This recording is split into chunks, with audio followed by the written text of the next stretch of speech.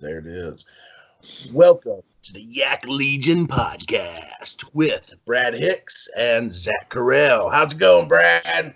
What's up, dude? I'm doing good. How you doing? Oh, pretty good, man. I know we've had the eventful week and a half, I'd say. I don't even know where to start. I fished Paint Creek Lake on Saturday. I know last week we did the Little Miami Brewing Company, the Great American Tackle Flip-Off with John Graves. Yeah, that was fun. A fun time, man. That was real fun. Yeah, me and you can check it out on our Facebook. We got some pictures, but me and Brad were invited out along with a lot of the other kayakers from the Cincinnati area. And we all got together and did a flipping contest where you flip a jig basically into a garbage can, 10 feet away from you. Yeah, I didn't do too good. Yeah, I did better than I thought because, hell, man, we're kayakers. I sit on my button cast. So Heck. I wasn't used to flipping like that, standing up. You know what I mean? Yeah, my excuse was if I was within 5 feet of the bucket that I was good, because if that was a bush, I'd still be getting under that bush. So it's whatever. Oh, yeah, man. It was fun, though. So tell me about your last trip on the river. I know you and Josh and Justin went out on the river. That was that. We covered that last episode, actually. That was a week and a half ago. Me and Justin did go out on the river. When was that? Last Wednesday, I think. Gotcha. Doing it good? Yeah. Justin caught a 17 or 13. Let me see. I'm trying to think. 16 3/4 inch smallmouth, and then I think he caught one more. I can't remember. My biggest one was 17.5, and then I caught a 15.5, both within probably 20 feet of each other. They were on the weed lines right off a current too. So, and the river was up and muddy while we were out there. So I was throwing a black and blue chatterbait parallel to the weed lines and pulling it back to me. And that's where they were hitting. So, well, that's awesome, man. I know me and John, we managed a few fish, but I don't want to go into too much detail because we got a tournament coming up at Paint Creek, and that's part of the Buckeye Trail, the Buckeye Kayak Fishing Trail. That's on the 23rd. No, that's on the 22nd. I'm sorry, the 22nd of this month. And I know they were talking earlier. They released something on their Facebook that they might move it to Rocky Fork because, as you know, we're having a lot of flooding issues here in Ohio right now, here in the Cincinnati area. Mm-hmm. And I got my daughter coming in here visiting me now. Hi. Yeah, that Paint Creek tournament's going to be pretty interesting if it happens. I don't know what I'm going to do next weekend because if the Flowing Waters tournament, the 23rd, doesn't happen, I might do the Paint Creek. Mm. But if they move it, I've never fished Rocky Fork. I'll go still, but I'm not sure what I'm going to do this weekend. I've only fished Rocky Fork once or twice, and to be honest with you, I got a little bit more confidence on Paint Creek than I do Rocky Fork, because I've been pre-fishing Rocky Fork the last few weeks. Yeah. Not Rocky Fork, Paint Creek. But, yeah, I don't know what they're going to do. I know that moving water tournament, they had the 23rd, and with all the flooding going on and the rivers being blown out, and I'm not entirely sure that's going to happen. I know that's sponsored by Strictly Sail and Cincinnati Kayak Fishing. I actually commented on their post about that tournament. I'm going to read what Brian said. Brian Tacey of Strictly Sail. He said, "I vote for Florida. UN ? I'll be making a post tomorrow about the tournament. So, okay. I guess we'll see what happens. I don't know if he's going to move it or what, but I'm guessing it's going to be moved. Yeah, probably to a lake, probably Cowan Lake. But I'm definitely not going to fish. I fished the hell out of Cowan this year, man. I know you won on Cowan earlier, but I don't know. I think I got lucky because I'm not a big fan of that lake. It's fun. I mean, I usually catch something there. There's only a few times I've ever been skunked, but usually you can wrangle up one or two bass. See, I'm the complete opposite. I always get skunked there. I think that was the first time I ever caught like over 2 fish going to that lake. I know I've been skunked there too, but it seems like I've had some nice trips there too. Yeah. Now, I know Michigan, Ohio Tournament Trail. They got one coming up on July 6th at Fletcher's Pond in Michigan. I really don't know where that's at. I've never heard of Fletcher's Pond, but if anybody's interested in that, you can look it up on their Facebook information. Then another tournament, a guy named, let me find him here, Connor Linville. He brought up a tournament in Kentucky at Cornica Lake, and that is on July 20th. And he says there'll be a captain's meeting at the boat ramp at 7 a.m. The tournament will end at 2 p.m. He's just a kid. I think he's trying to start a tournament up there on his favorite lake. So if you guys are interested, meet there at the boat ramp at 6 a.m. and get registered. I don't think he's going to be a part of Tourney X or anything or tournament app. I was actually talking to him a little bit on Messenger. He was asking me about it, and I was like, "Yeah, sure, I'll do it. It's going to be through Tourney X." And he's like, "I'm not sure. I can't get it to work, so I don't know if he knows how to work it or not yet." Yeah. So it all depends. I'll go. I mean, heck, why not? You know? Yeah, it looks like a nice little lake. I know me and I was out fishing with John Graves the other day, and we were talking about it, and he had contacted John, too, about it, and John seemed like he was interested in going, so I don't know. I might end up down there. Yeah. I know East Harbor is that weekend afterwards, so that's the weekend before our East Harbor trip, and I know I'll be camping. That's like a small vacation for me for East Harbor, so I'll be up there Thursday, Friday, Saturday, and Sunday. So I'll literally fish the weekend before. I might have to spend time with the family. You never know. Yeah. Well, heck, man, we got a Dale Hollow trip planned coming up too. Yeah, that's in September. September 29th to the 26th. It's going to be me, you, Justin, Josh, my friend Austin, and Brian from Paddle and Fins. So, oh wow, that's going to be a lot of fun. I hope he brings like his fleet of Bonafides with him and his Blue Sky, and it'll be a lot of fun. Yeah, that'd be awesome, man. Definitely can't wait to take my Hobie down there and see if we can't catch them big freaking lake smallmouth bass. Oh yeah. Oh yeah. Do a little bit of reading before we go down there, because I'm not real big at catching smallmouth on the lake, just on the rivers. Yeah, that might be a totally different game, man. I know I've never been to that lake myself. I know you've been there a few times, haven't you? Yeah, good largemouth fishing. I mean, we fished. That lake has a ton of cover, so I was pitching at every tree and getting bites. And I mean, it wasn't even just largemouth either. I was catching rock bass, bluegill, warmouth. You know, just everything. It was crazy. Well, that's awesome, man. That's always a fun time. Yeah. So, anything going on in the kayaking world you want to talk about? I know Christine Fisher just won at Chickamauga. Man, that chick is on fire. Yeah, she is. That's crazy. The Bass Open, and she just won this. I mean, I follow that woman on Instagram and on Facebook, man, and she's always posting pictures of fish. It's making me jealous. Yeah, man, she's a hell of a fisherman. Yeah, she is. She just posted a video on YouTube. I was going to watch it later, but it's just like footage from the Chickamauga tournament. So yeah, that's going to be cool to watch. Well, awesome. So I know coming up today we got Neil from the Buckeye Kayak Fishing Trail. So we're going to interview him for a little while, and we got a few questions for the Buckeye Trail. I know that's the first tournament series I ever participated in. My first tournament there, I think, was Hoover Reservoir in Columbus, and I had never been to Hoover, and I just wanted to be, try the tournaments for the first time. And I know Justin ended up meeting me up there, and that was a lot of fun, man.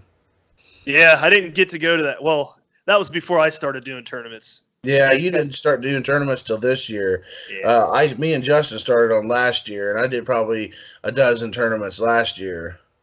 Yeah. And we finally got you talked into coming out there and doing that Cowan tournament. I think you got addicted to it, didn't you? It is fun, man. Meeting all those guys, all the new guys out there, and just hanging out. So. Oh yeah. I've met since the second Cowan Lake tournament I've met a lot of cool guys. So.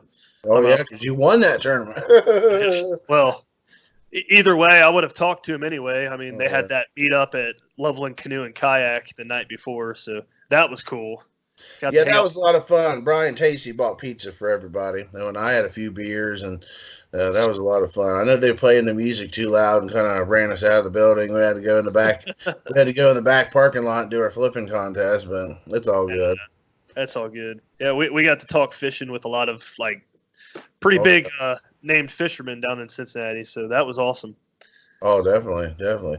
Well, I guess we're getting ready to go on in here and talk to Neil, and I know he's coming up here soon, so I know I've got a bunch of questions for him. So, yep. Yeah. So I guess that is it for this segment. We'll let you guys hear a word from our sponsors here in a few seconds. Yeah, good. So we got Neil Farley from the Buckeye Kayak Fishing Trail, man. So we got a few questions for you. I appreciate you coming on and talking to us tonight. Oh yeah, no problem, man. Glad to join you guys. Oh yeah, man. We're trying to get the Yak Legion podcast rolling. We've been, doing pretty good so far. So we're not quite up to where Paddle and Finn are, or Bass Fishing Dads, or some of these other popular podcasts, but we're in the works. So I guess my first question is, how did the Buckeye Trail start? Is there a big story behind that? Yeah, it's kind of interesting how it kind of all came together. I guess the answer is kind of a twofold answer. Part of it is, going back to how I first got introduced to it several years ago. My parents opened up a kayak shop, Whitewater Warehouse, up in Dayton back in the early 90s. And up until that point, I had always been a big angler in the Dayton area. And if you live in Dayton, or anybody's aware of the area, there's not a lot of flat water in Dayton, a lot of moving water. And so I grew up all my life fishing moving water, either from a canoe or wading and so forth. So that was kind of where I got my roots, was wading rivers and that sort of thing. And then when the parents opened up the kayak shop, it was kind of the light bulb went off in my head. Hey, if I get a kayak, I can get to some of this other water that I can't get to by wading. Or I wouldn't have the big canoe that I got to lug around and get blown all over the place with and harder to maneuver. So what I did is I actually went out and kind of perfect timing, because right when that happened, when they opened the shop, there was a new kayak on the market. It was called a Dagger Pegasus. And the reason I remember that kayak, for anybody listening, you're going to have to go and Google search that Dagger Pegasus, because it's a pretty interesting looking kayak if you haven't seen it. It was kind of made to be a whitewater kayak, and had nothing to do with fishing. I mean, kayak fishing back then in the early 90s was, kind of an afterthought. It wasn't even something that, anybody really knew about. So I ended up buying one of those and went fishing with that, and I thought I found the Holy Grail. Sit on top kayak, allowed me to get to pretty much anywhere I wanted to go on the river. It was great. Downside is, and you compare it to what you see out there on the market these days, it was a real skinny kayak. It was no seat. It was a molded seat. So your back hurt after a few hours in it. And then it also had these just horrific thigh straps made for whitewater paddling, but you had to use them or else you'd flip. That kind of kept your balance in the kayak. So terrible thing. I would never suggest anyone try it today, but that's kind of where I got my roots, fishing in that thing back in the early 90s. What was the name of your parents' shop? I'm sorry? What was the name of your parents' shop? It's Whitewater Warehouse. It's still located up in Dayton. It's on the Mad River. The Mad River runs right behind their shop there. Yeah, I've passed it a few times floating down the Mad River. Yeah, exactly. They do a couple rentals through the week. Some certain weekends they'll run rentals on the Mad there, and then they also do it on a Wednesday night. It's a fun little trip after work kind of thing. And the Mad is if you've been on that, Brad, you can testify to this. The Mad is very much a different river than most of the rivers here in Ohio. It's pretty quick. It is. I know why they call it the Mad River. Right. And I've taken some people down fishing on that river before, and they weren't used to it. Let's put it that way. There's no time to cast a jig and pig and let it, kind of slow work it. you're casting at a little eddy and you're gone past it in, a few seconds. So you got to work baits pretty quick. I think I put it through there around October time, and I was throwing topwater and still having a hard time trying to hit my spots. So yeah, it definitely takes practice. The flip side of that is, growing up on that river, and that's probably what I would call my home river out of all the rivers here in this area because I fish it so much. It really did help me with bait casting and landing, like what you had said, your bait's in the right target. Because you only had one chance and you were gone. Yep, that's funny. So that was kind of my roots to the kayak fishing trail. Yeah, so that was my roots, and then what had happened was the internet became, this huge resource for fishing, right? In the late 90s, early 2000s, everybody was Google Maps, and you can check out anything and everything, and find all these different waters. And then plus the fishing report sites started popping up, right? So everybody was kind of sharing their stuff, and some people would overshare, some people wouldn't. So you start private messaging people, hey man, I live close to there, give me some pointers. And I met a few people that way. And a few of those guys, we kind of had a lot in common as far as kayak fishing. And it turned out we just kind of met up, and it turned into, hey, let's throw a few bucks on, see who catches the biggest fish of the day, that kind of thing. Just typical stuff you do with buddies when you're out fishing. And the more we did that kind of thing, and I'd like to call out a couple of the people that helped with that foundation. Travis Belcher, Chase Bateson, Larry Haynes, and Aaron Saldivar kind of can't come to mind talking about that. And one day Travis came to me and he was like, hey, you know what? I heard of this thing on the internet. It's called Kayak Wars. I was like, Kayak Wars? What the heck is that? And we went online, checked it out. And for those who's not familiar with it, it's still ongoing today where you can sign up. I think it's like 10, 15, 20 bucks. And it basically tracks all your fish throughout the year. And you can set up teams and log your fish. And it's catch, photo, release, just like all the fishing tournaments out there today. And so we were pretty intrigued. We were like, man, this is pretty cool stuff. I can compete against somebody in Florida. Obviously, the bass category, we weren't really competing, but smallmouth, we can definitely hold our own in that, and crappie and some of the other things we can kind of compete a little bit. But so we thought that was really cool. And then Travis had also mentioned, hey, man, there's this guy on the internet. His name's Chad Hoover. Like, well, that name sounds familiar. And the more I thought about it, our kayak shop actually sold a book about kayak fishing that he had written. So I kind of heard his name through that. Well, the next step was, and the next thing I know, me, Travis, and Chad are on a conference call. And this was back in December of 2012. And Chad, if anybody's talked to him, they know he's a real energetic guy and he's passionate about anything and everything. And one of the things he had mentioned on the call was, hey, we don't have anybody up in Ohio doing this kind of thing. You guys really need to take the reins and go for it. And literally within a day or two, me and Travis came up with Buckeye Kayak Fishing Trail, and that's kind of how it was born. That's awesome. So you guys are KBF affiliated then? Yeah, we are. We actually have been very closely related to them from the start, from like I said, December 2012 to going into 2013. Their first roots, they really didn't have like a partnership or anything like that. It was kind of a loosely affiliated thing, and it wasn't anywhere near blowing up like it is today. So we were always they were always in our sights, so to speak. We knew that something was going to happen, and me being in the industry with my parents' kayak shop, I knew it was on the horizon. Something was really going to blow up, and you could tell. And of course, you see that now with KBF holding these huge tournaments with, $100,000 winners and so forth. Yeah, that's awesome. Gets bigger every year, man. I know I started kayak fishing 4 years ago, and man, it's just gotten huge since then. The kayaks have gotten better since then. Seems like every year they're adding new things to the kayaks. They're going to have microwaves and telephones and the kitchen sink before too long, man. I mean, that's how it is. They're like miniature bass boats. Yeah, I hope he's a miniature bass boat, basically. You're right. A few years ago, I thought, man, there's nothing else they can come out with anymore, right? And every year, they surprise you with something. Oh, yeah. And it's really cool and exciting. And it's something to look forward to. I mean, who doesn't love buying a new kayak and outfitting it for the first time? Kind of something to look forward to. Yeah, the first thing that comes to mind about the new kayaks popping up is the Blue Sky. That thing's insane. It's loaded.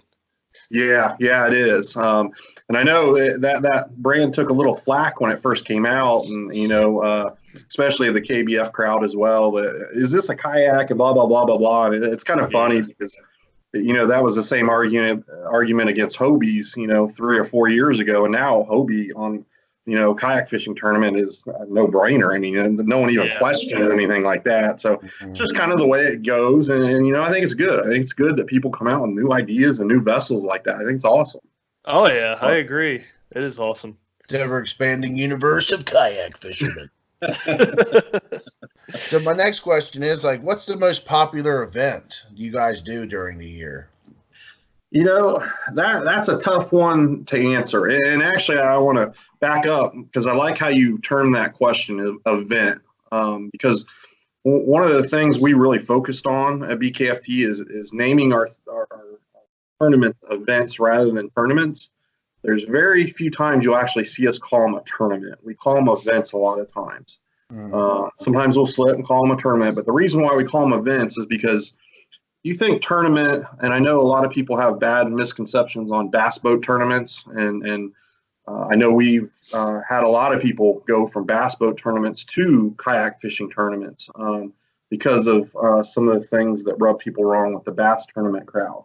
Not to say bass tournaments are bad or anything like that, but some things aren't for everybody. The reason why we call it an event is because we don't want to focus on the ultra competitive angler and no one else. We like to focus on not only that person, but also the new person to the sport. Somebody that's never been in a kayak even. Somebody that's new to fishing, new to both of those.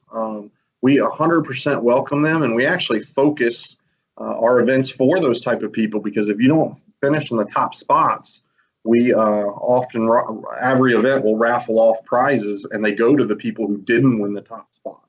So if you had a long day out on the water, you spent 8 hours on the water, 90-degree heat, you're hot, you're sweaty, you didn't do well, you come back and you win a $200-300 prize, man, that's going to make your day.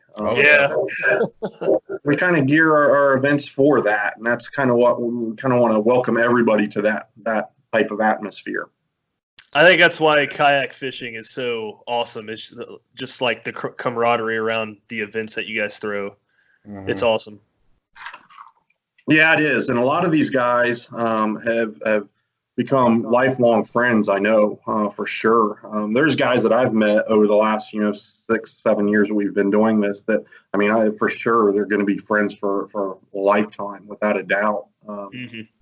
But going back to that question you originally asked, what's the most popular event? We struggle to answer that every year. And the reason I say that is our most popular venue always seems to be the one that's geared towards the beginning of the year, where all the diehard anglers have that cabin fever and they're ready to knock the rust off and get out on the water. Yeah. But yet on the same flip side of the coin, it's warm enough that the recreational kayak angler can get out and do it too. Because if it's 30 degrees, 40 degrees, raining sideways, or even snowing, they're not going to do it, right? But if it's something that, it kind of meets both anglers, that's the type of event we really show big turnout for. Now, other than that, a couple of the popular ones, we have our East-West Harbor event, of course, is a KBF event. We have hosted that the last few years. That's always a really popular one. Not only do you get all the Ohio guys, but you get a lot of the KBF out-of-town guys that come in for that. Wow. Columbus. Yeah, the Columbus River event hosted by Outdoor Source is a really good one. Our Cincinnati area lakes one, where there's 3 or 4 lakes involved you get to choose from, hosted by our title sponsor, Strictly Sail. That's always a great event. We get a large participation for that one. And then also, obviously, for personal reasons, the Dayton River event that we hold in October is a really good one that I like. And I know a lot of other anglers like it because it's also, we hold the measure-in during the Midwest Outdoor Experience, which is a huge outdoor festival. If you've never been to that, I highly recommend checking that out. I saw that last year on Facebook. I didn't get to go. I might try to go this year. Yeah, it's pretty cool. We hold our measure in right during the festival. So we have years in the past, we've had microphones and announced it in front of crowds of people. And it's usually a lot of fun. And October and the Dayton Rivers is an excellent month to catch some big fish. Big fish are eaten that time of year. Yeah, that's a pretty time of year, that's for sure. How many anglers on average every year qualify for the KBF National Championship through the the Buckeye Trail? So it kind of has varied. They vary year to year, just depending on whatever their stipulations are for the year. I know in years past, it's like percentage of anglers or percentage of anglers that signed up for at least one event. They've kind of shifted it every year. It's a little different. With that said, we have a lot of anglers that not only qualify through us, but through like KBF events because they fish both, so like an online event. If you get in the top 2 there or 3, I think it is, if there's so many anglers, you can get a spot that way. And then how they have that trail series and all that stuff. So I say when it's all said and done, we probably have anywhere, depending on the location of the national championship, anywhere from, 25 to 30 on the low end to as many as 50. Wow. If it's a little closer. I know like Louisiana this past March, it was a little bit far. You almost needed a week dedicated to, make that trip and really compete, right? Because you need to pre-fish. No, not many people from Ohio know anything about Louisiana. Yeah. So you kind of almost need a week, 2 days to drive, and then, some pre-fishing days in there. And that's a big commitment for some people. Oh, yeah. So it's hard to get a lot of people down to something like that. But we did get, I don't know the number right off, but I'd guess 10 or more go to that. Now, does a winner from each of your guys' events get qualified or no? I don't know how it works for you guys. Yeah, in years past, what we've done is we've done it based on trail points. Mm-hmm. So we kind of want to award it to the guys that are dedicated to the trail and attend the events, right? And so we keep a running total of our annual standings. And first place in any event wins 25 points all the way down to, 1 point for 25th place. But then as those points accrue for every event you attend, we just keep track of those. And then however many spots we get awarded, we award them to those top spots at the end of the year. And then if somebody doesn't go, we roll them down to the next guy. Okay, so it's like an angler of the year type thing. It is, yeah. And I think last year we had, I want to say 15 or 20. I can't remember right off the top of my head. But since it was so far in Louisiana, pretty much anyone that participated last year got the ability to go just because we didn't have a lot of anglers that wanted to make that big commitment. Now, Kentucky Lake, when it was, closer, they didn't roll down very far because, you're not talking nearly as far of a trip. Mm-hmm. Next year's in Alabama, right? I think. Yeah, I think I did hear that. I don't know if they finalized that or not. I'm not real sure. I haven't really been able to keep up with it lately, to be honest with you. That's still kind of far, but I don't know. Somebody like me, I'd probably make the drive if I got awarded the spot. Yeah. The last one, I had a kid just a few years ago, so I haven't been able to make a trip too far these last few years. But the last one I went to was in South Carolina. And that, if you've never been to a KBF National Championship, highly recommend it. It's a really cool experience. Even if you're not competing? That's the competitive side of me talking. I'd want to compete. Yeah. But I have known people that have went down and they were newish to the sport. They just want to kind of get the feel of how things went. And they actually tried to compete against the guys, even though they didn't sign up. And they kind of learned the lake and that sort of thing. So if that's something that's interests you, I highly recommend it. The one thing that you will do, whether you sign up or not and go, is you're going to meet a lot of great people. Mm-hmm. And they're from everywhere. Like, it was crazy. One of the guys that won the one in South Carolina, Santee Cooper, I met him pre-fishing. He was fishing literally the same area I was fishing.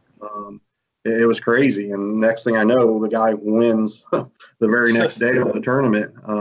It was really cool thing. And it kind of boosted my ego knowing that, I was right there in the same water he was, but then it kind of brought my ego back down knowing that I didn't catch any fish that he did, and nowhere near what he did. So, yeah. And that tournament was a really tough one. I think there was 150 people, and I think only, I want to say 40 people or somewhere in that range caught one fish or more. Wow. Wow. Yeah, it was brutal. It was blowing 21 hours. What year was that? Would have been probably 5 years ago, I want to say. So it's basically grown four times the size since then. Mm-hmm. Yeah. That is crazy. It is. So say you got testament. I think that's a testament to both kayak bass fishing, the KBF, how they've kind of ramped things up. It's also a huge testament to just the sport itself, how much it's grown. I mean, like you guys said, kayak's coming out with everything new and improved every year. I think that's just a cool sign of, where the sport is and where it's going to go. Yeah. Awesome. Just give you a heads up. It's raining cats and dogs. My electric might go out, but my laptop battery should still persevere. So you might see me go dark here in a minute because it's pretty nasty outside. I'm sitting here right beside the window, and my trees are like sideways blowing over. Well, you must be east of me because it just went through here about an hour ago. Yeah, I'm here in Batavia, so I think we're getting hit with it now. So say there's somebody just getting into kayak fishing. They're going to try the Buckeye Kayak Fishing Trail for the first time. What's one piece of advice you got for them? The one piece of advice I have for them is practice. And what I mean by practice, anybody can practice fishing. That's not the hard part. You can get out in the water and you can fish. The hard part is the catch, photo, release. That's the hard part that you should practice. If you get there and it's your first time doing catch, photo, release, I guarantee you're going to lose at least half the fish. And what I mean by lose, they're going to flop off the board and you're never going to get a good picture of it. Or you're going to take the wrong picture and it's going to get DQ'd or so forth.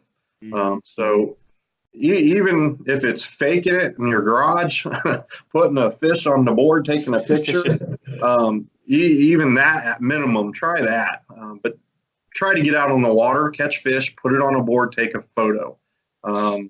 It's real easy in your mind, but then you get out on the water, you add wind to it, you add waves to it, you add a fish that doesn't want to cooperate, plus a camera phone that could be, an iPhone, who knows what, X10, whatever, and it's a $300 phone you don't want to lose overboard. You got a lot of things going on there. So that's what I would suggest. I would suggest really practicing that. I got a funny story about measuring fish. Probably 5-6 years ago, when I was first starting to get into kayak fishing, I had one of those old plastic hog troughs, and I would put the fish on the board. I would take the picture, but I would have the fish backward where the fin would be up against the bump.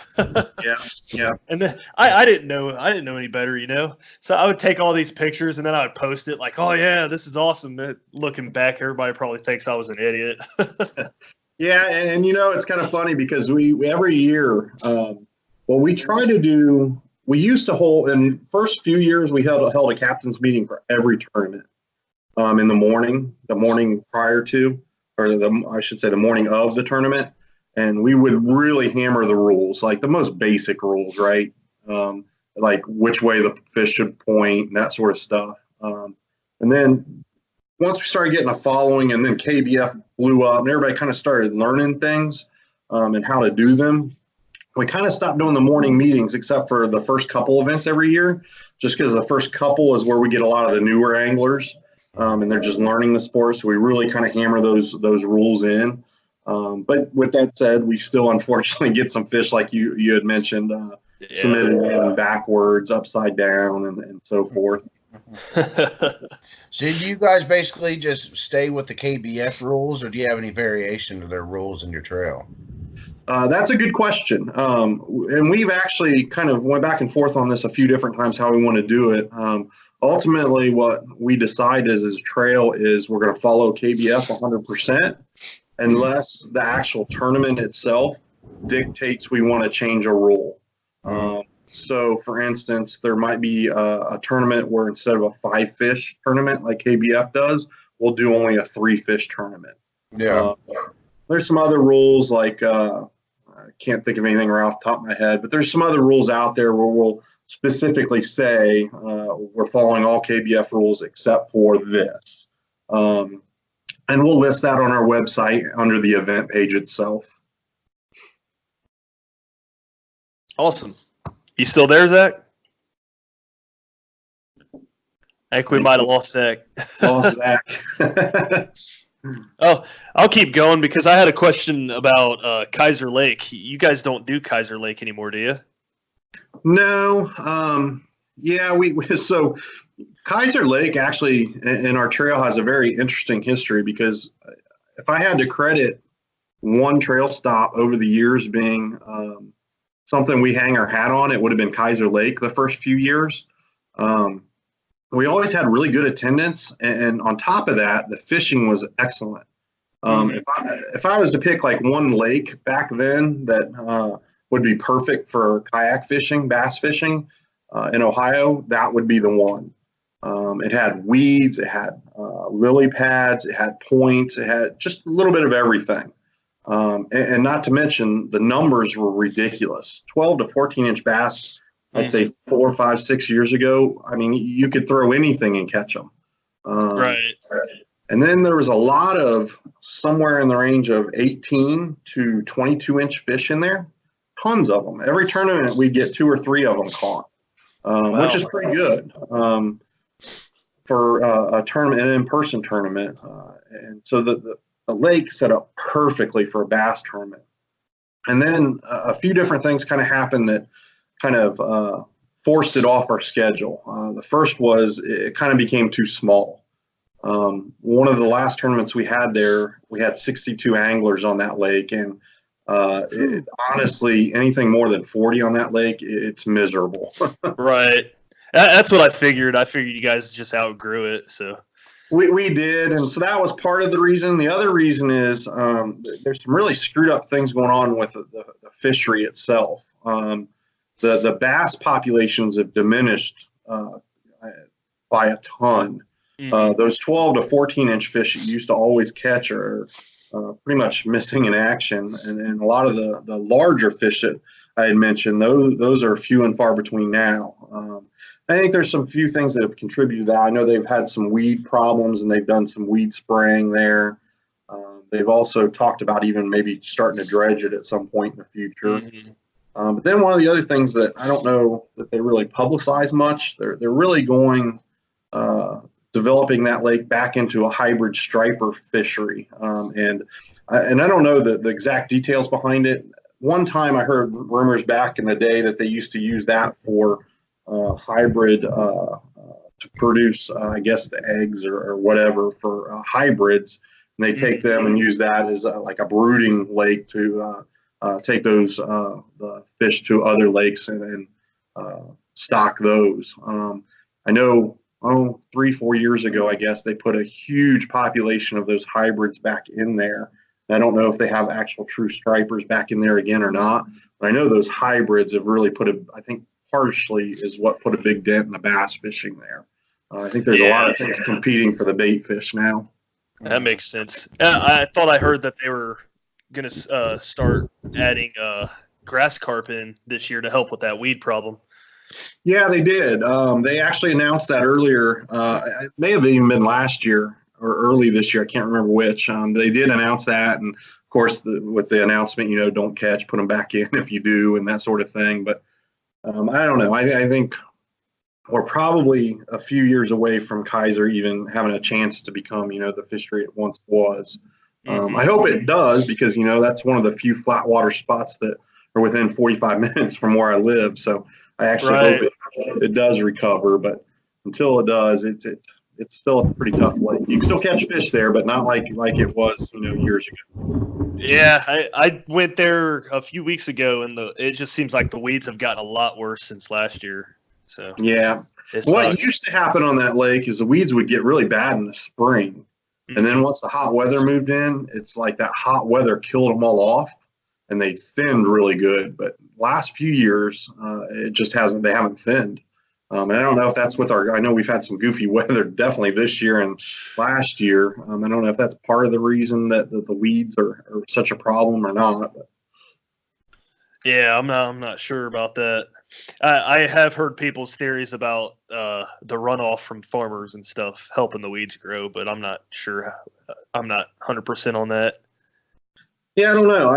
I've heard that theory as well. And I think I could be wrong, but I thought Kaiser was also partially spring fed, and I thought that a lot of that stuff was filtered through that marsh on the I guess it would be the campground end of the lake. I thought a lot of that runoff may have filtered through that marsh and would stop some of that, but who knows? If the scientists are still kind of having issues with that, I'm not in the position to answer it. Well, we got Zach back here. Zach, we're going to catch you up a little bit. We were talking about Kaiser Lake a little bit. So yeah, I figured. Yeah, the storm knocked out my power for a second, and I guess it reset my router, so I had to go turn my router back on and get back on here as quick as I could. It's all good. Just knocked my power out for maybe 2 seconds, and the camera just flickered right back on. So this podcast thing isn't liking us too much so far this year. we're trying our best though. They're sending thunder and rain to mess things up, but we're not going to let them stop us. So my next question is sponsors, man. Who all sponsors the Buckeye Kayak Fishing Trail? That's a very good question. And before I start rattling off names, I'm going to pull up our webpage because I don't want to forget. And I am going to forget them. So it'd probably be best if I'm going to name a few of them that have been with us from the beginning, from the early days. But the best thing to do, I urge everybody to go to our website, BuckeyeKayakFishingTrail.com.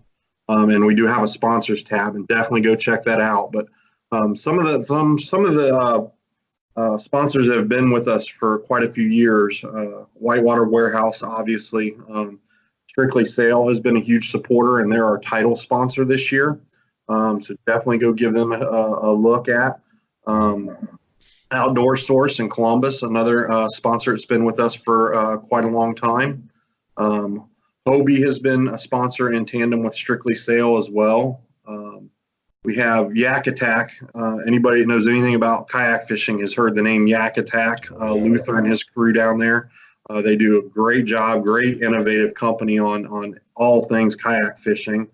Obviously, KBF is a part of our whole deal. We also have a lot of lure companies, and I don't want to go through all of them because we have quite a few different lure companies. And what we try to do is we try to find some lure companies that sponsor us that don't overlap. So we don't want to go and find like 6 different companies that make jigs. We try to kind of keep one in one category. So, we're not all trying to, throw out the coverage to the same competitors time after time. We kind of try to find somebody that makes sense, and then not try to find somebody else that will step on their toes. So then that's worked out pretty well for us in the past. But again, I know I'm missing some people. Please go on the website and check that out because I'm sure I've forgotten several. Oh, yeah. That's all good. Yeah. So my next question is, you guys had any problems with cheaters on the Buckeye Kayak Fishing Trail? I heard there was a cheater on some of your online tournaments. Yeah, so over the years, pre-Tourney X, it was really tough to find cheating, right? We had tools to find some cheating. But if somebody really wanted to cheat and really plotted out a plan to do it, they're probably going to get away with it.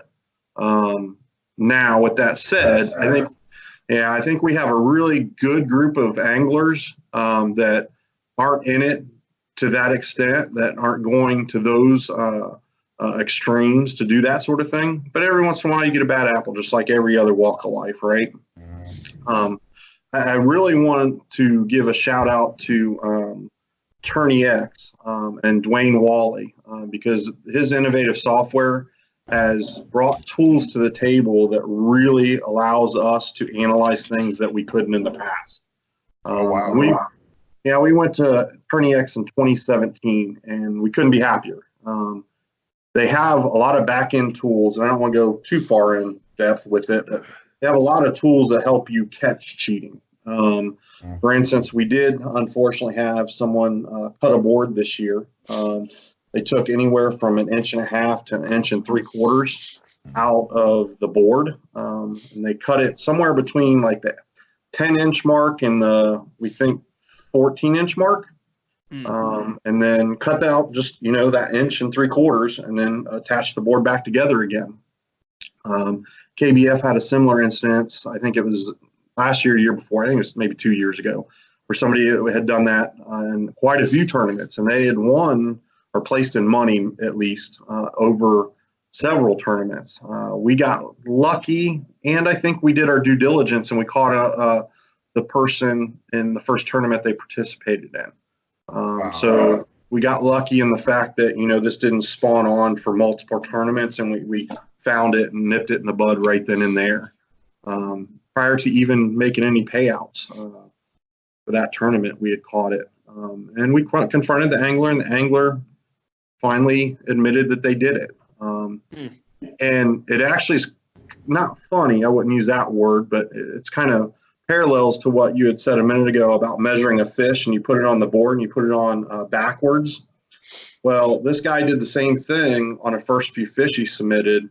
He submitted them, and I don't remember the exact details, but we deducted inches or DQ'd them for something. He didn't measure it right some way, shape, or form, and we had to DQ it. And he got mad, and he cut his board down to try to gain those inches back. Was that a hog trough he was cutting? It was a hog trough. Gotcha. But with that said, I wouldn't be surprised. I mean, I don't know if you guys have seen those catch boards even. It's just a matter of time. Somebody's going to get caught cutting one of them even down, somewhere or something. But that's Have kind to be of a real good welder. Right. That's just kind of give you an idea of what, his mindset was. He felt like he got shafted. He was trying to get his measurements back, and unfortunately, he definitely went about it the wrong way. It was a terrible situation with everyone involved. And we had a long conversation with him. He was very apologetic, and we chose not to release the angler name because we were actually legally told or advised not to do that. We'd also been advised by a couple other entities in the kayak fishing world to kind of steer clear of that because of past issues that came up with that type of thing. So you guys take any measure to where he's not going to participate in other kayak tournaments or this one again? Yes. So we issued a lifetime ban to that angler. We've also communicated to some of the people that we thought needed to know. And then also Tourney X has put a lifetime ban on him as well. So any Tourney X sponsored tournament, he won't be able to sign up for. Which is most of them anymore, especially in our area. Yeah, exactly. And this tournament was the very first tournament he'd ever participated in. Wow. So I highly doubt that you'll see him participate in anything else. So any of you viewers out there, you listeners, if you're thinking about cheating, it's not going to happen because you're going to get caught. You're going to get caught. Yeah, I think you guys handled that real well, too. I watched everything unfold on Facebook and social media, and you guys handled that great. Yeah, that's just an unfortunate thing if someone has to cheat. We're just trying to have some fun and go out and catch some fish, and someone's got to ruin everything by being a cheater. Right. Yeah. And I'd like to take credit for that, but it was our full committee kind of, we spent more hours on that, let's say, than we ever would have wanted to. That's for sure. Unfortunate situation. And we actually had one other instance recently, and we haven't gotten into this yet. We're actually going to be making some phone calls tomorrow to some of the anglers that competed in the Portage Lake event. We had an angler actually mess up, and he admitted he messed up, used a Alabama rig, and nothing against using an Alabama rig, but the state of Ohio only allows for 2 hooks in an Alabama rig. Angler said that he didn't realize that, and he actually fished it with 5 hooks. So Was he out of state?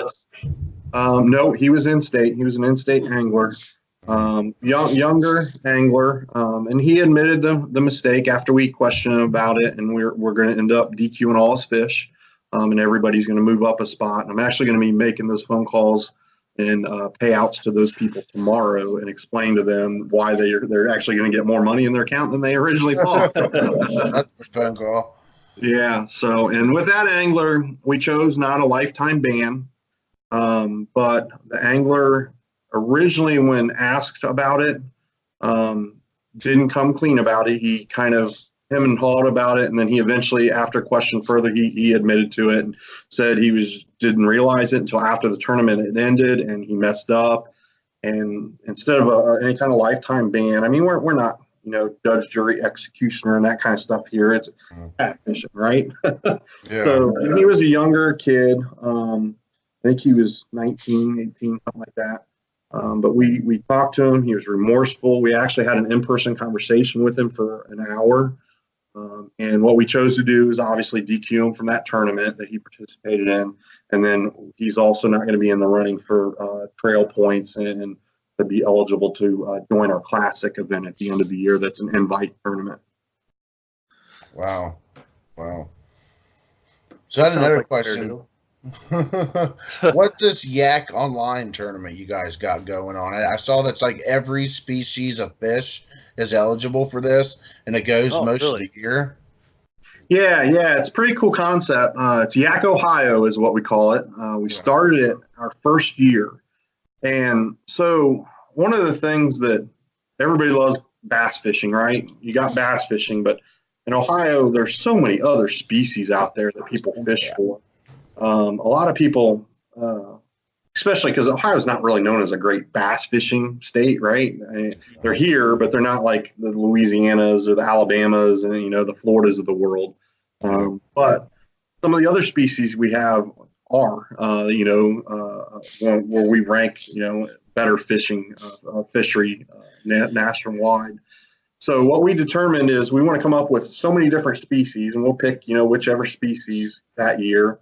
And what the attempt is you want to try to get in the top 3 of each category. So for instance, we've had catfish as a category. We've had some guys post some just massive flathead catfish on kayaks.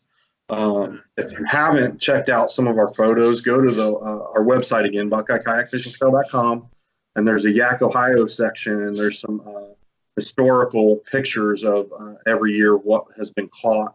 Some of these flathead catfish, I mean, they just look like freaking sharks laying across the water. I mean, they're just huge. Not only those, how do you measure a big flathead like that? Because I know my hog trough, I don't think is big enough for something like that. Big enough, and it more than likely would break.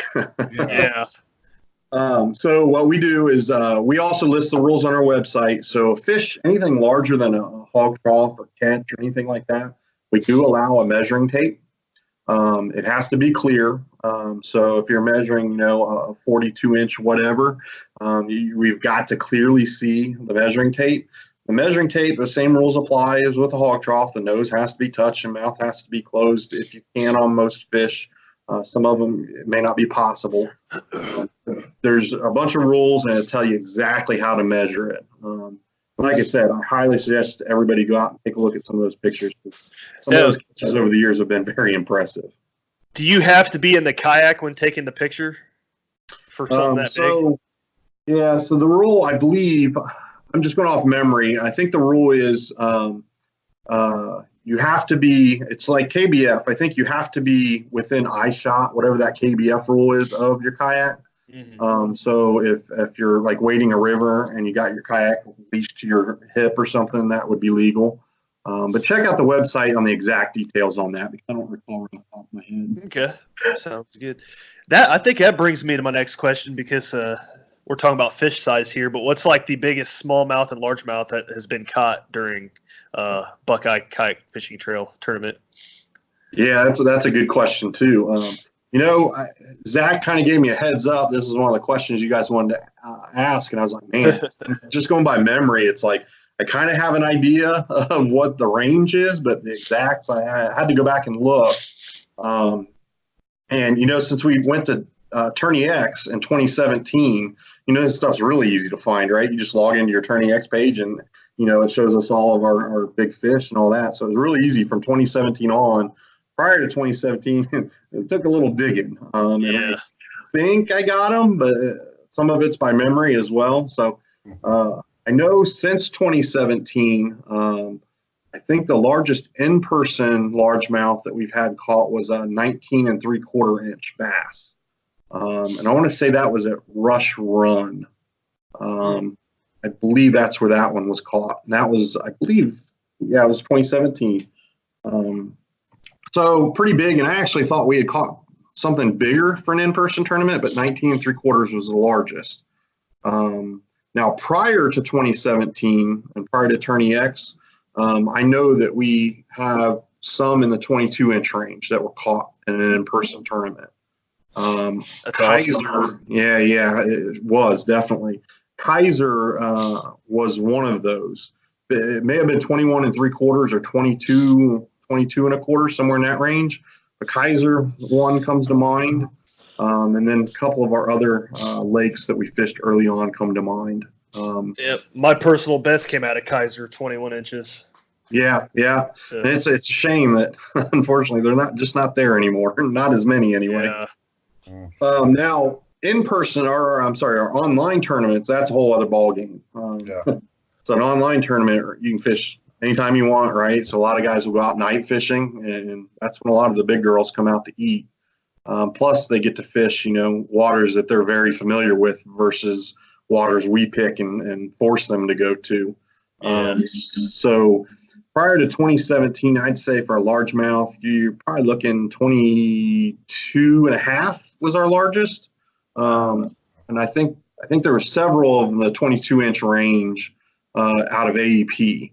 But the most ridiculous one we've seen was last year during our March of 2018 Spring Fling Online. It was a month-long event. Somebody caught a 25 1/4 inch fish. Yeah, it's a monster. And if you haven't seen it, go to Tourney X and look at Buckeye Kayak Fishing Trail standings, and it's listed in our previous archive tournaments, and you can still look at the fish. You look at all the fish that normally are submitted, and then you look at this, it just jumps off the hog trough. It's so big. That was Trevor Fry, wasn't it? I believe so. Yeah, I believe so. Yeah, we fished with Trevor once or twice. Yeah, we went Caesar's Creek. He fished with he's a cool guy. Yeah, okay. He caught, I'm not going to divulge his location of the fish caught, but I know he had to do a lot of work to get to it. And I know it was in Southeast Ohio, and that's about all I'm going to say there. But it's a beast. It's a beast of a fish, and I'm sure Trevor was probably handshaking and everything, putting that thing on the board. Oh yeah. That was an awesome bass, man. I think that was going around all our Ohio social media websites at that time last year. And they've even got a YouTube channel now, him and his brother do. Oh, cool. I know his brother caught a nice one this year, 9 or 10 pounds or something. Oh, nice. That's very, very awesome. Fish of a lifetime in Ohio for sure. Oh, man. I'm still looking for it. There's guys been fishing Ohio for 50, 60 years, never caught one that size. Right. That's just I know I haven't, that's for sure. Definitely. So what's a crazy story you got from the kayak fishing trail, man? The Buckeye Trail. Oh, man. I tell you what, over the years, I think a lot of the craziest stories. So let me give you kind of an idea of who steers the trail and all that. We have a committee every year that is the guiding force of the trail. And we do a couple different things to kind of prepare for the following year. We're all in a Facebook group together, and we're all communicating constantly. I don't think there's a day that goes by that we aren't posting and commenting on stuff in there in our own committee group. But we also have pre-planning meetings, and one of our big shindigs is we get all of our committee together end of the year. It's usually somewhere in end of October to beginning of December timeframe. and we do this planning meeting, and a lot of our crazy stories kind of come up from that planning meeting, and a lot of arguing, let's put it that way, comes to light. People have pretty strong opinions on lake locations that we should visit, rules we should adopt or drop, and so forth. And we've had some pretty crazy nights there. It's usually on a Saturday, so you got some college football on that we're watching, and of course partaking in some adult beverages. So that kind of adds to a little bit of the craziness. But that's partially where most of the stories come from. But I know that I don't want to divulge too much and get too many people in trouble. But I know there's been several stories where people have maybe partaken in too many adult beverages the night before a tournament and ended up waking up way too late the next day to participate, and then end up driving home and not even fishing in the tournament. Oh, that sucks. Yeah, so there's some of those stories. The Midwest Outdoor Experience in Dayton, they have craft beers there. That's usually a pretty rough event for those that camp for free in the park. So they usually have that wake up call in the morning gets there a little earlier than I think that they hope. Yeah, that's awesome. Well, I don't know. I'm out of questions. I don't know about Zach, but is there anything else you wanted our viewers or maybe our listeners to know about the Buckeye Kayak Fishing Trail before we get off here? Yeah, a couple things. So I mentioned we have a committee. This year it's an 8-person committee, and we usually pretty flexible in who gets in and who. It's not like a lifelong commitment by any means. Obviously, life happens. People have kids. People have jobs. People have other things that their time is valuable. So what we tend to do is we usually have a couple people turn over every year, and we're always looking for people that are interested in first and foremost the love of kayak fishing. And also a committee member that we like would be somebody that adds a valuable resource, right? So what that would mean is maybe something that they do in their real life job that could help the trail or ease the burden of the trail, make things easier for the trail and help kind of get the word out about the trail. And what I mean by that is if you're an accountant, that sort of thing, if you're a graphic designer, if you unfortunately, in this day and time, an attorney, sometimes that helps. But any of those types of things, we're always looking for committee members. If anybody's interested, definitely hit us up, let us know. Usually take a vote and say, whether we allow the person to join the committee or not. And all the time doing it, I don't think we've ever turned anybody down because usually they've been a good fit or, for anybody to even suggest the person. But that committee is the bread and butter of the trail. They make all decisions. Everything goes to a vote. There's no one really entity that says this is how things are. It's really, truly a vote. And we probably agree, I'd say 5% of the time. And then 25% of the time, it's like we got to go to a vote and it's, picking straws, like it's tight sometimes. And some of those are the most interesting and heated conversations we have. That's kind of give you a look behind the curtain, so to speak. So I encourage anybody that's interested in that kind of thing, absolutely let us know. The other thing I want to make mention too is you talked about that storm that just rolled through. So we had already previously been looking at Paint Creek event that's coming up this weekend. I've been pre-fishing Paint Creek too. Yeah. So Paint Creek, somebody had said it's somewhere like something like 7 to 11 feet, I think, over Summer Pool already. Wow. And I know the direction the storm was heading, it's going right over the Paint Creek watershed. So you can probably add another inch or two that's heading that direction of rain. So it more than likely, I'm not going to say it is, but it's more than likely we're going to change a venue to Rocky Fork Lake.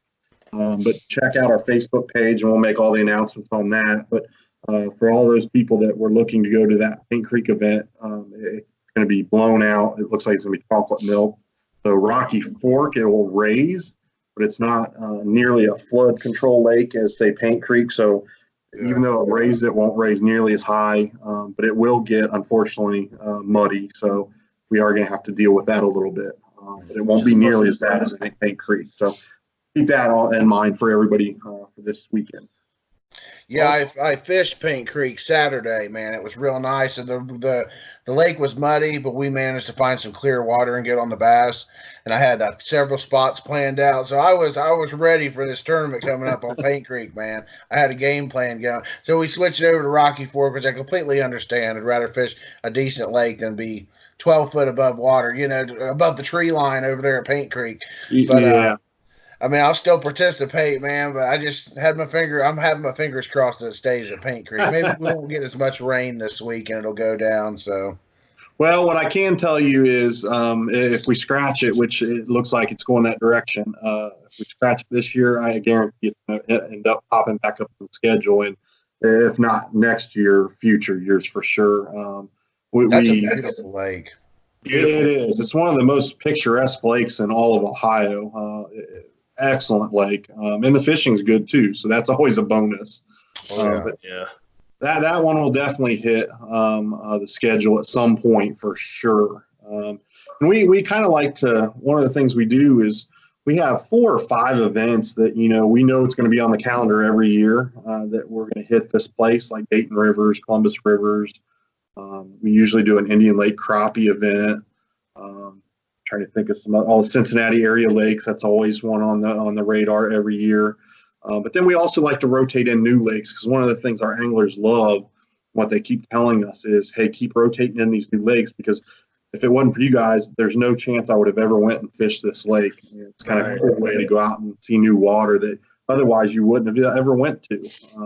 I've been to so many new lakes thanks to the Buckeye Trail. I've never been to Hoover Reservoir. I've never been to Indian Lake. I've never been to Sharon Lake.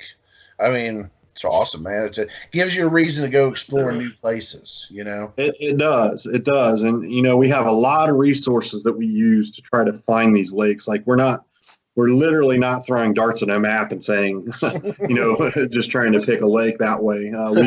We put a lot of research into it. And, one of the things is it has to hold some big bass and either kind of one of 2 categories, a lot of bass or big bass, right? One of those two, we have to. Yeah. I'm eyeballing Mongador for the Buddy Bass tournament. So. Yeah, that'll be a cool one. That's a new concept this year too. I'm glad you brought that up. The Buddy Bass tournament. That's we toyed around with doing that idea in the past, and we didn't get a lot of people interested. But we also had, I don't know, not quite half the size of our huge population that participate now. So we were like, let's try this, pop it back in the rotation, see if it works. And I think it's going to really take off. And I think a lot of people are going to have fun with it. So how does that work? I mean, do you take whoever's on my team? Do you take their Tourney X fish and add them to mine, or what? Yeah, so we're still haven't finalized all the details, but how it's going to eventually work is essentially you and your buddy are going to be a team, and I don't know how many bass it's going to be, but let's say 5 bass, which is more than likely what it'll be. You guys submit your 5 largest bass, and obviously Tourney X will call them and all that. But you can also, we'll also probably stipulate in there, both anglers have to have at least 1 bass of the 5. So one person can't go out and catch all 5, and the other one's just kind of a spectator. So we'll have some rules in there to kind of make it so that, both people have to participate and submit. It's essentially just like that. You and your buddy are a team, and your 5 best bass. It's going to be a window, of like a normal tournament window, like, sunrise to 3 or whatever time it is. And what's cool is we have 1 lake in every ODNR region. So everybody all around the state has a lake somewhat close to them, because there's one in every region. Now you can pick and choose to go to any one of those 5 lakes that you want, but you and your buddy will have to go to the same lake. Is the one stipulation we'll be adding as well. And then, like I said, you can pick whatever lake you want. And I think actually I'll probably see you out at Mogador, because I think that may be where I'm heading. Awesome. I think a lot of people's heading there, so that might be a good sign that the fishing's pretty good. Well, now that you say that, maybe I'm not going to Moga to work. Yeah, it's all good. Right. But that'll be a fun one. I'm teamed up with a guy named, I don't know if anybody knows Logan, but Logan's a character, and he's always a blast to fish with. So I'm looking forward to hanging out with Logan and fishing in that event. That'll be fun. Are you guys doing a night tournament this year? Oh God, yeah, we are actually. I had to look at the website real quick because we talked about this in the winter. We were kind of on the fence whether we wanted to do it or not. And we ended up, now that I see, we ended up doing it this year again. And it is August 3rd, is the Saturday that goes into the Sunday, August 4th. So it's an overnight. We call it the Full Moon Fever. I believe that Saturday night, I should say, is a full moon. We scheduled it to be on a full moon. That's good. Yeah, I wonder how that worked. Like, it was too dark outside, and you got your flash on your phone. I mean, is that flash enough to illuminate the fish to take a good picture? It is. Obviously, a lot depends on the phone, but yeah, you have to take a good picture. I mean, that's part of the deal, you have to submit. We can only go by what you submit. You submit us garbage, chances are it's going to get DQ'd. So yeah, if not, test your phone. Yeah. But yeah, and I highly suggest, I wouldn't suggest this for somebody that's brand new to kayaking for sure. You don't want to be out on the water at night if you're not used to that. If you're not used to a kayak and all that, definitely I wouldn't recommend this tournament. But I would recommend it to those that are very comfortable in a kayak, know their limitations, and I highly suggest you be with a buddy or multiple buddies in this tournament. Whistles are also a good idea to have attached to your vest. So, if an issue does happen, you blow the whistle and, people are there. Do not go out on your own and participate in this event because who knows, anything can happen out of the water. And we don't want to see that happen to any of our anglers. So definitely be safe. Now, with that said, some of the best fishing in Ohio happens at night. So if you haven't done it, you need to try it. Wow, really? I'm always trying to get Brad and Justin and some of our buddies to go night fishing. They never want to. I love night fishing. That's just from my catfish background. I mean, I grew up, we catch catfish all night long, and I love to go after some big mama bass at night, man. Out under the full moon, the crickets chirping, that would be awesome. You definitely need to do it. Absolute blast. And like I said, it may not be a numbers game, but it is a size game at night. They come out and they eat. And some of the lakes that it would really surprise you fishing them at night. It would surprise you the fish that you can catch. I know some of the most popular lakes in Ohio with the recreational and fishing crowd during the weekends, where fishing is just brutally tough. You go there at night. I have some friends and me personally have caught some just ridiculous sized fish that you would never guess came out of these lakes. So highly recommend you try it out if you've not. What do you like to throw at night? Me personally, what I like is some big spinner bait. Anything that makes a lot of noise and a lot of disturbance? Yeah, there you go. Vibration, noise, darker baits. One of the go-tos that I've really liked over the years is a big spinner bait. And, it's kind of weird. And I don't know if it has something to do with like saying things musky like to see or whatever, but kind of a bright orange blade on my spinner bait, like a big, huge Colorado bright orange, and then a dark body. Those things, man, I've torn up so many, especially smallmouth bass on the river. I sometimes will fish at night, in some bigger dammed up areas, but big Colorado blade spinner baits. Obviously, buzz baits are a must-have. Some frogs, if it's a lily pad situation or weed situation. Another one, kind of an old school one that not too many anglers use anymore, it seems like, is kind of the old Zara spooks. Those are always fun to throw because, you kind of get the little splish splash and then the big, huge boom when the fish hits it. That's always a fun one to throw. Yeah. So and then I also have other friends. I'm not a big jig and pig type guy, but I have other guys that, you know, they'll throw nothing but a big old jig and pig at night and just absolutely murder them on that too. Wow. That's awesome. That's awesome. Well, I know, Brad, do you have any more questions? I'm all out. Well, Neil, I appreciate you coming on, man. I think we learned a lot. I think our listeners will enjoy all that information about the Buckeye Kayak Fishing Trail. I know you guys are on Facebook. You guys have a website. You guys are pretty easy to find. Just type in Buckeye Kayak Fishing Trail. That's basically how I found you. I'll add all their stuff in the episode notes also. Yeah. Thanks, guys. Hey, I really appreciate joining you guys too. And just as a side note, we did try to go with bkft.com, but I guess it's some sort of a breakfast website or something, so we couldn't use that URL. So I know it's a mouthful, but it's kind of what we got stuck with. Yeah, it's all good. Oh, Awesome. We appreciate being on. Thanks for having me on, guys. I really appreciated it. Oh, yeah, buddy. Have a good night. Thanks for listening, y'all. This is Zach Carrell, Brad Hicks, and we are out of here. See ya.